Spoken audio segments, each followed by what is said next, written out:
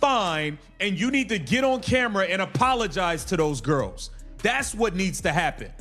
Not only does it stop there, you need to get your ass on camera with whoever else the other owner is, and y'all need to talk about the assault that took place to a Caitlin Clark fan who was spit in the face by a Seattle Storm fan. Unprovoked. You guys need to be getting on camera and addressing that. How about that? This is not enough. Watch that body language. Watch how security responds when they're told who the aggressor is. That hesitation, that shift in tone, that's the moment they realize they can't do what they do to any other fan. Because this isn't just some rowdy spectator who crossed the line. This is a co-owner of the Seattle Storm, and what you just witnessed is the exact moment the rules changed. Here's what happened at Climate Pledge Arena on game night.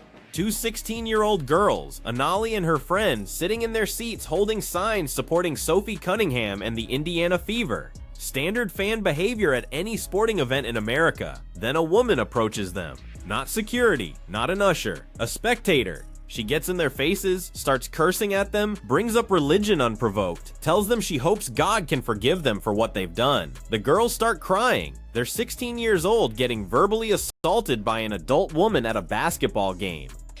So at this point, I go over to security again, and there's another male security guard who was perfectly nice to us and knew the situation that had happened. And I go to him and I say, hey, you know, that woman sitting next to Sue Bird is the woman who made the girls cry. And he's like, which one? You know, and he's looking, and I'm like, the one white, whatever. And he says, oh, that's a co-owner of the team. Her name is Celeste Keaton. There she is. The woman on the left is co-owner, and that's her wife. Now here's where this gets complicated. The person documenting all of this is Brandi Kruse from Undivided. She's got a platform, she knows how media works, and she's responsible for these teenage athletes who came to watch a basketball game. She does exactly what you're supposed to do.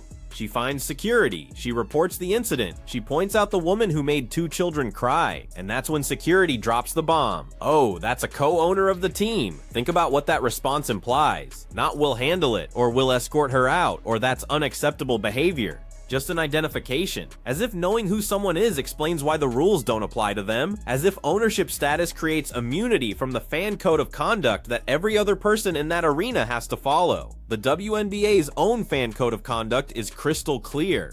Any in-arena comments using profanity, violation, comments that are offensive, abusive, disparaging, or demeaning, violation, discriminatory comments based on religious beliefs, violation. The code doesn't have an asterisk that says unless you're rich enough to own part of the team. Wife or longtime partner. So you and your wife need to come out. You and your wife need to come out and address this on camera. Your little 5-game suspension where you get to hide away is not enough. That's not enough. So I'm like, okay. So there's actually video of me talking to security, because I go over and I'm like, I'm responsible for these girls. She has video proof. And I go over to security and I'm telling them, and they were nice, right? But they say, oh, that's the co-owner of the team. And I say, okay, and? I'm thinking, why does it matter? You can't do, I don't care if you're the co-owner, Sue Bird, or who it is. Security tells Brandi Kruse to write a letter to the team. Let that sink in. Write a letter to the team about the team's co-owner. You see the problem here? Who exactly is that letter going to? Who's going to enforce consequences when the person who violated the code of conduct is literally one of the people running the organization? This is where the power dynamic becomes impossible to ignore. If any regular fan had gotten up from their seat, walked across the arena, and verbally abused two teenage girls until they cried, security would have ejected them immediately, no questions asked. You'd be escorted out of the building, possibly banned from future games, and depending on what you said, you might be dealing with law enforcement. That's the standard. That's what happens when you cross the line at a professional sporting event. But Celeste Keaton didn't get ejected. She walked back to her courtside seat next to Sue Bird and watched the rest of the game. The only reason any of this became public is because Brandi Kruse has a media platform and she knew how to use it. She put this story out there with receipts, with video evidence, with specific details about what happened and how security responded. She forced the WNBA's hand. It's against the fan rules of conduct. So I'm like, can't we do something about this right now? I mean, security had basically said, if you find this woman, let us know. Well, I found her. Sorry that she happens to be the co-owner of the team, but she cursed out 2 16-year-olds. I'm like, can we do something about it? And then one of the security guards says, well, you could go, there's an office up here. You could go up and talk to him. And the male security guard says, the best course of action is probably just to write a letter to the team.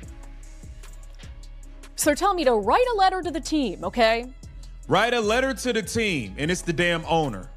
And here's what makes this even worse. This wasn't the only hostile incident that night. Brandi Kruse documents another moment. One of the teenage athletes with her, Callie Keeler, gets up to check on Anali while she's crying. 2 other Storm fans try to trip her as she walks by. Then they laugh about it. This isn't one bad apple having a bad night. This is a pattern of behavior where opposing fans are being targeted and harassed, and it's happening with the implicit approval of the building's ownership. The WNBA issued their response. 5-game suspension for Celeste Keaton. She can't attend the next 5 home games. Let's break down why that's completely inadequate. First, owners don't attend every game anyway. They pick and choose based on their schedule, based on the opponent, based on whether it's convenient. So suspending an owner from 5 games isn't the same as suspending a player or even a season ticket holder. It's barely an inconvenience. Second, there's no public apology required, no press conference, no statement directly from Keaton to the girls she made cry or to the fans who witnessed this behavior. The WNBA issued a statement on her behalf. That's not accountability, that's damage control. We love Sophie, thank you Sophie for speaking up. And so we were holding on, just watching the game again, and then it was like, Jesus loves everyone. That's what she told us. And I was like, oh, I know. I'm religious. I know. I know. Nice. Yeah. And she's like, oh, I hope Jesus can forgive you for what sin you've done. And something like God can say. Now, okay, I played this in another video, so I'm going to get to, I want to hear her finish. So hold on 1 second. Let me get to it. All right, here we go. That are discriminatory toward people based on their religious beliefs is against the rules. Well, they brought up God. Oh, I hope your God forgives you. Any in-arena comments that use profanity. Let's talk about what should have happened here. Celeste Keaton should be suspended from all Storm home games for the remainder of the season, not 5 games, the rest of the season. You want to show that ownership doesn't create immunity? That's how you do it. Apply the same standard you'd apply to any fan who verbally abused children at your arena. She should face a significant financial penalty, not a slap on the wrist fine. A substantial amount that actually matters, even to someone wealthy enough to own a WNBA team. Money that goes directly to organizations supporting youth sports or anti-bullying initiatives. Make the punishment mean something. And most importantly, she needs to face cameras and apologize directly, not through a league statement, not through a PR firm. Celeste Keaton needs to stand in front of a microphone and address what she did, apologize to Anali, apologize to her friend, apologize to Brandi Kruse for putting her in an impossible situation, apologize to every parent who brings their kid to a Storm game expecting a safe environment. But it doesn't stop with Keaton. The Storm organization needs to address the assault that happened in their building. A Caitlin Clark fan was spit in the face by a Storm fan. That's battery. That's a crime. Where's the statement about increased security? Where's the announcement about how they're going to prevent this from happening again? Where's the acknowledgement that their building became hostile to opposing fans? Profanity that are offensive, abusive, disparaging, demeaning are strictly against the rules, and they violate the WNBA's fan code of conduct. So what happens when the co-owner of the team violates the WNBA's fan code of conduct and gets her old ass up and hobbles across the freaking floor to harass 2 16-year-old girls? And this is a woman, by the way, who, is held up in the media throughout the years as someone who's a champion for women. A champion for the WNBA. Not a single one of those WNBA players would want to play against a man. Not a single one of those team owners or any team owner of any WNBA team in the nation would want to have to play against a team that has a man on it. But maybe if they did have a man on their team, the Storm wouldn't have lost 7 in a row. Here's what Brandi Kruse exposed that goes beyond this single incident. She revealed the double standard that exists when powerful people violate the rules. Security knew immediately who Celeste Keaton was. They knew she was a co-owner, and that knowledge changed everything about how they responded. They went from "if you find her, let us know" to "well, that's complicated" the second they realized who they were dealing with. This is the same woman who's been held up in media coverage as a champion for women's basketball, a champion for the WNBA, someone who invested in the league and supported women's sports. And maybe she has done those things, but that doesn't give her the right to verbally abuse teenage girls at a basketball game. Your contributions to the league don't create a separate set of rules for your personal behavior. The irony here is thick. The WNBA has spent years trying to build family-friendly environments at their games. They've marketed themselves as accessible, as welcoming, as places where young girls can see professional women athletes and be inspired. Then you have an owner of one of those teams making young girls cry because they're supporting the opposing team. You have fans trying to trip teenage athletes. You have someone spitting in another fan's face. That's not family friendly, that's hostile. Last night. Oh shit, she cooking now. Wait a minute. Damn, Brandi, I didn't know you like that. That was a good one. Man on it. But maybe if they did have a man on their team, the Storm wouldn't have lost 7 in a row last night. Damn. Any other fan in the stadium who would have acted the way Celeste Keaton acted would have been ejected. Yep. No question in the world. 1000%. Yo, Brandi Kruse. Here, stir the pot. Keep cooking. Keep cooking. You whipping up a pot or something right now. Had I acted that way, got up, went and swore at 2 people, let alone children, and made them cry, I would have been ejected and I would have deserved it. But I would never do that because I'm not mentally disturbed and insane. And that wasn't the end of it. And I said last night when I got home, I was so mad, like my motherly instincts had kicked in. And I was like, I will spare no one. Here's 2 girls who decided it would be a good idea to try to trip one of the teen athletes who we were there. Let's address the elephant in the room. This happened at a Fever game. The Fever, as in Caitlin Clark's team, the team that's driving unprecedented attendance and viewership across the league, the team that's bringing new fans to WNBA arenas in every city they visit. And some of those new fans are getting treated like invaders. There's been this weird tension all season between legacy WNBA fans and the new audience Clark is bringing to the league. Some longtime fans resent the attention she's getting. They resent that casual fans are showing up for Clark and not for the players who've been in the league for years. They resent that the media coverage has shifted, and in some cases, that resentment is manifesting as hostility toward Fever fans. But here's what those legacy fans need to understand. The league needs this growth. The WNBA has operated at a loss for most of its existence. Teams need attendance. They need viewership. They need casual fans to become regular fans. Caitlin Clark is bringing all of that. She's bringing attention and revenue and new audiences. And if the response from some existing fans is to make those new fans feel unwelcome, you're actively working against the league's growth. Celeste Keaton's behavior toward those teenage girls reflects this larger problem. They were holding signs supporting Sophie Cunningham and the Fever. That's normal fan behavior. But to Keaton, it warranted confrontation. It warranted bringing up religion unprovoked. It warranted making them cry. Why? What about their signs was so offensive that an adult woman and co-owner of the opposing team needed to get in their faces? There with Callie Keeler, who you guys know, who is the girl who had to wrestle a boy unbeknownst to her. Callie Keeler had gotten up to go check on Annalie while she was crying, and these 2 absolute detestable creatures attempted to trip her and then laughed about it. Well, there are their faces. Let's find out who they are. Maybe they're someone of importance too.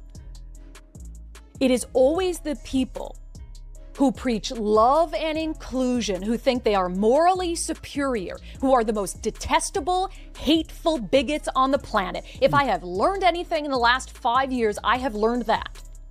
Man, Brandi Kruse went crazy. Undivided with Brandi Kruse. Now let's talk about what happens next. Because the WNBA's weak response here sets a precedent. They've essentially told owners that if you violate the fan code of conduct, you'll get a light suspension and maybe some bad press for a few days. That's it. No real consequences. No meaningful accountability. Just wait it out and it'll blow over. That's a problem, because other owners are watching, other fans are watching, and what they're learning is that the rules are negotiable if you have enough money or status. They're learning that the WNBA will protect its owners even when those owners create hostile environments for fans. They're learning that public pressure is the only thing that forces any accountability at all. Brandi Kruse shouldn't have had to blast this story on her platform to get a response. Security should have handled it the moment it happened. The Storm organization should have immediately addressed it. The WNBA should have come down hard without needing social media outrage to force their hand. But that's not what happened. It took a media personality with a platform exposing the whole situation with video evidence before anyone took action. Think about all the incidents that don't get documented.